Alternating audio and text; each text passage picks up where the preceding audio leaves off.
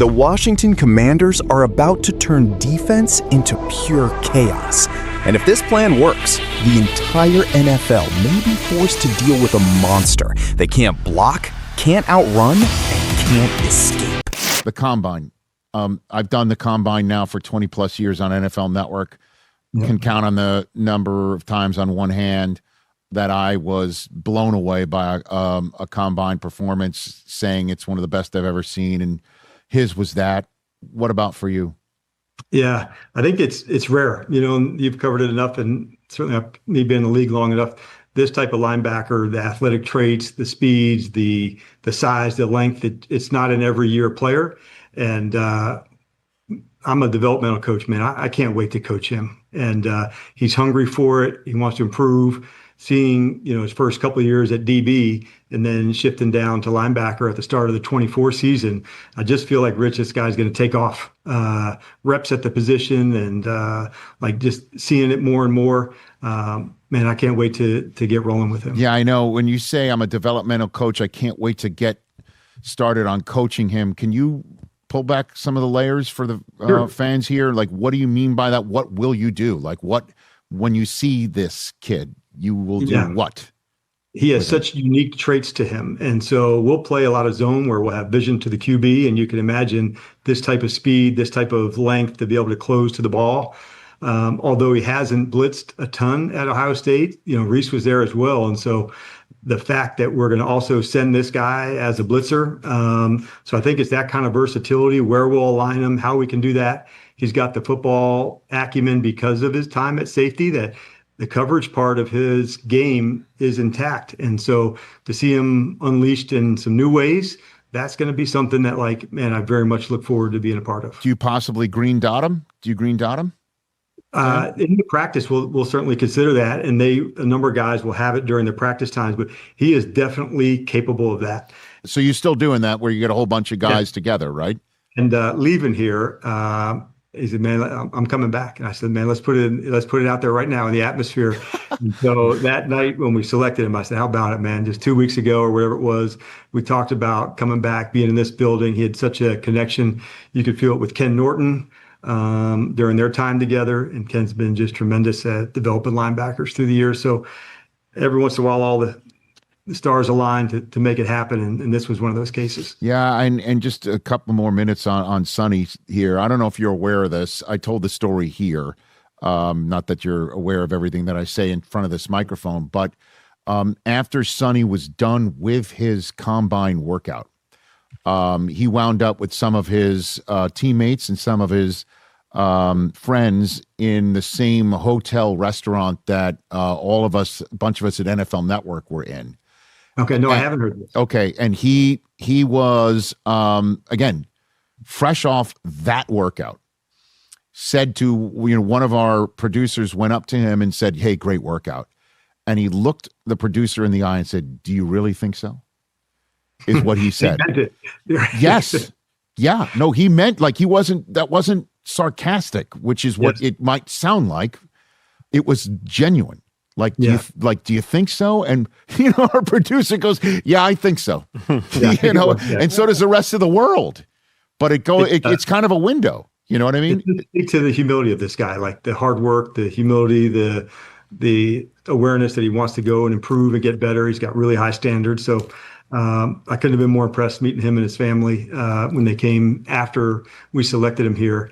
And so it's not surprising to see after meeting mom and dad, man, he and his brother are two squared away guys. And I've got Dan Quinn here on the Rich Eisen Show. If we take a look at the rest of your draft, if you wouldn't mind doing us a favor and walking us through these picks, what you think, why you liked, starting with your third round selection out of Clemson, the wide receiver Antonio Williams. Yeah, so it's another guy that we had here up to Virginia and DC to visit with. And a wide receiver with elite quickness inside and out of breaks. He was an excellent route runner, and we thought he could play both outside and inside in the slot. So, man, we're pumped to add him to the crew. Josh Joseph's an edge rusher. Man, does he have width, get off. I think he's got real pass rush to him. So Adam and I, we felt, man, this guy in the fifth round, what a cool guy to try to develop and see where he can take it. Katron Allen in the Penn State record books as the all-time leading rusher at Penn State. I think that speaks to a lot. But when you watch the tape, we're going to run a lot of zone. Man, he can put his foot in the ground. He's physical. He's got good size. We're excited that Katron being a part of it. An interior player, Matt Goldman, we're going to put him at center.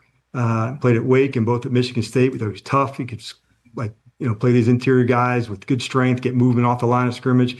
We're excited about him. And then from a quarterback spot, add an Athan to this group, into the 4 with Sam, and battling up for the 3rd spot.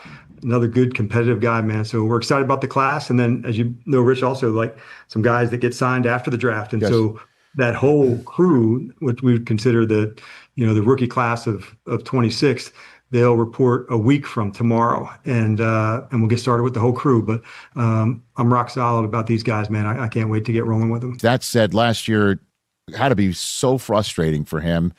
Is he coming back differently? Do you think year 3, different sense at all? Well, Dan? Definitely his most frustrating year in his young career of ever playing football, like just injuries and missing time and having to go through that.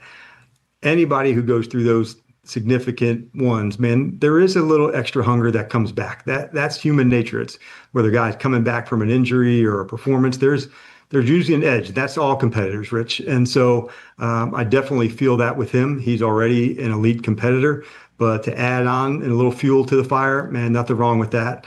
And I can definitely relate. So I think for a guy who's already at an elite level as a competitor, nothing wrong with turning up the heat a little bit. Do you stoke it? Yes. Do you stoke it? Yes.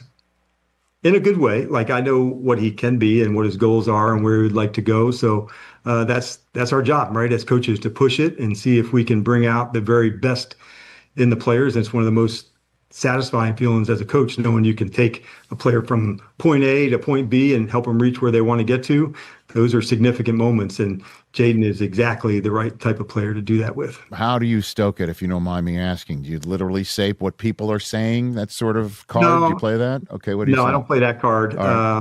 So it's more at practice, the location of the ball, the accuracy. Those are the things when you're really going to be excellent. Can you push the standards that you're wanting to go compete with? So yeah, it's definitely an internal one, not any narrative from outside, but knowing what he's capable of, I'm qualified to do that push. You had some leadership goats and some Hall of Fame goats on that defense. I know we spoke to Von Miller recently. He wants to be a general manager. He was talking about hanging with Adam Peters a little bit, but I think he also still wants to play. And then you got Bobby Wagner, your reigning Walter Payton Man of the Year award winner. Any chance we still see them in burgundy and gold, or what? For players like that, you never close the door. And they are remarkable, Rich, not just as ball players, but as teammates.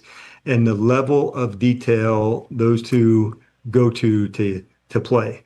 And different positions. But if you wanted to go find out about pass rush, just spend an afternoon with Von Miller and hand placement technique. What are you looking for? He could literally coach a number of the interior players. And even when we were watching some pass rush in a meeting room together, you'd see him share insight or share a comment. So he's got remarkable ability, not only to know what it is, but articulate how to apply a skill or a technique.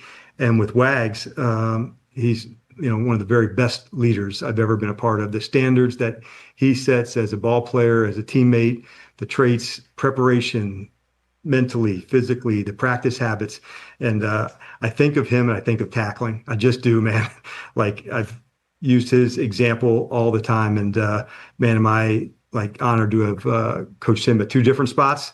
And still both these guys can still play. And I'm sure they would be able to download Sonny Styles with some crucial information. You know what I mean? There's no question about that. And that's one of the fun parts, man, of the NFL, when players give back to one another. I have learned quite a bit from players myself, a different perspective from the lens of the helmet. And so guys like Wags and guys like Von Miller, they provide insights that others don't. Zach Ertz is another one in that space. That's that right. has a unique perspective because of the matchups they've been in, the games, the situations. And so when you're adding a player like that, you're not just adding just the player. It's a lot of times the wisdom that comes with that. I like you said with your naked eyes, so I talk with my clothed eyes right here, you know what I'm saying?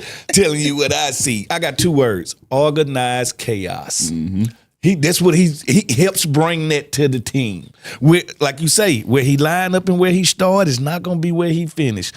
Him and Leo Chanel, athletic profile, is 2 of the best athletic profiles of any 2 linebackers in the game. You talking about, we playing chess now on defense, not checkers. It's 2 type of defense. It's a defense that respond to an offense, and it's a defense that dictates to an offense. We responded to offenses last year. We gonna see what they gonna do, and we gonna try to stop it. No. We gonna dictate terms. We gonna do us, and y'all gonna figure out how to stop us. And that's what the best defenses do. They attack, and they force you to come up with a formula to fix it. And now that we got Sonny Styles in the middle of this thing, listen, I got a big arm reach right here. You can't see it on screen. His is twice mine.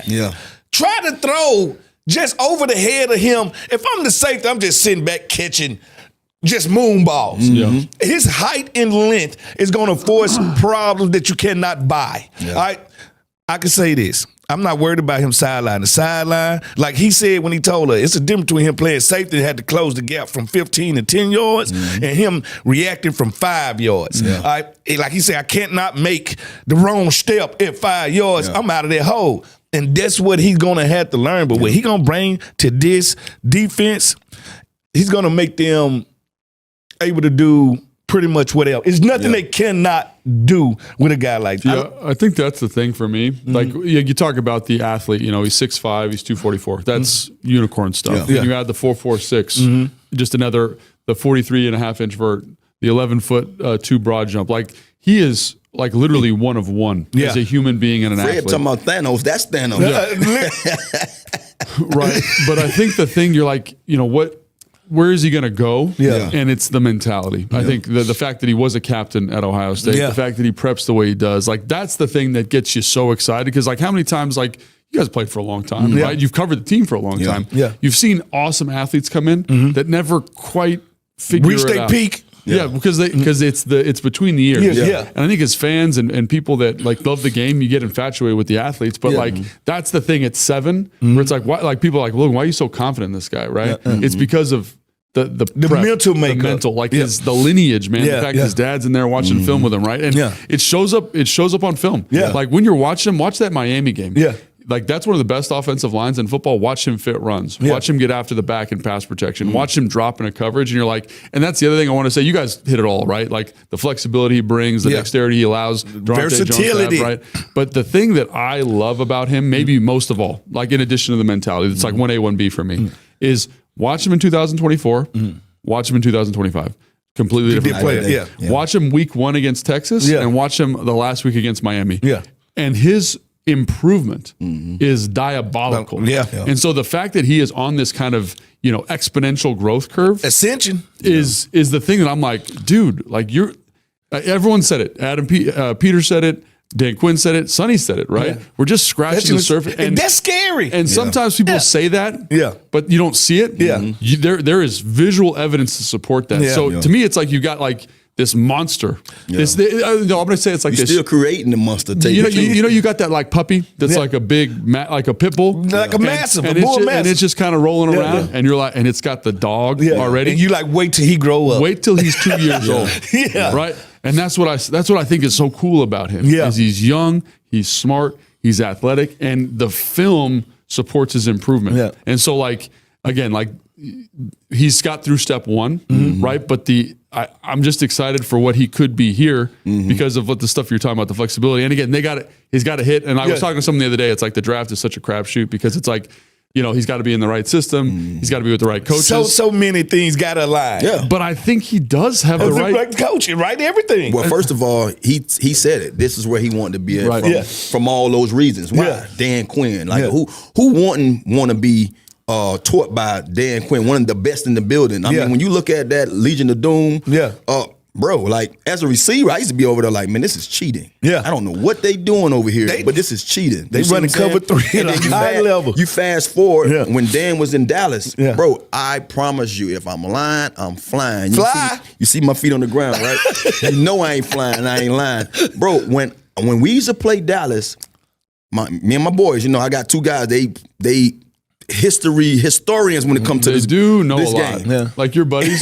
they historians of this game. They know more than me. And they used to ask me, what is it, Tanner, about Dallas? I say, it ain't Romo. Romo, to me, I would love Romo as my quarterback. Yeah. I say, if you see Romo throwing them tight balls, I say, bro, it's Dallas defense. And soon as Dan Quinn got in there, complete 12, they went 12 wins, 12 wins. Defense changed. Leading the league in picks. When you see that, and as a defensive player, defensive-minded person, where he's at, he's a head coach over here now. Who's his staff? Yeah. This is what they're going to bring. They're going to bring theirs, but he's going to implement what he has to and what he knows. As a linebacker, as a safety, as a corner, as anybody on the defense, I want to be taught by those guys. I want to go there. So he had the right mindset before the draft, and he's here. We got him. This is something that's a little bit off topic, but like I always think it's interesting that you bring up Dan Quinn's defense in Dallas, and you think about Durante Jones when he's coming with Flores. And you can always find similarities with stuff, but I do think there's a lot of crossover between like, hey, we're going to show you zone blitzing and cover 3 shell, and then we're going to bring a pressure, or we're going to overload the left. Yeah. And so I do think there's a lot of crossover here, and it was, dude, the coolest part of this whole draft weekend for me was we had an interview with Dan. He came in and started talking about how they're going to teach this thing. Yeah. And I was like, dude, you guys this is the right way to do it. You know what I'm saying? Like they're going to like, it just sounded so awesome. Yeah. And so the fact that he's coming in with these coaches, this system. Yeah. Yo, mic check 1 to 2, -1, -2.